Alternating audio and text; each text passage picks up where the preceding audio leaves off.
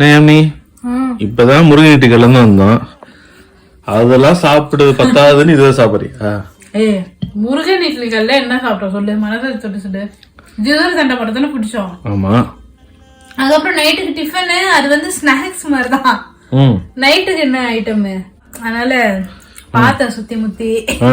ஒரு மாவு இருந்தது ஊத்திட்டேன் தோசை. தியாவுக்கு ஃப்ரைட் ரைஸ் பண்ணி கொடுத்துட்டேன். எனக்கு இருந்தது கபோர்ட்ல ஓபன் பண்ணி ஊறுகாய் இருந்தது. ஊறுகாய் எடுத்து சாப்பாடுல கொஞ்சம் சாதம் இருந்தது, குழம்பு இல்ல. தண்ணிய ஊத்திட்டு உப்பு போட்டு சாப்பிடுறேன். இதுல என்ன தப்ப? எவ்வளவு அமோசமா இருக்கும் தெரியுமா? இது ஐஸ் பிரியாணி. ஐஸ் பிரியாணியா?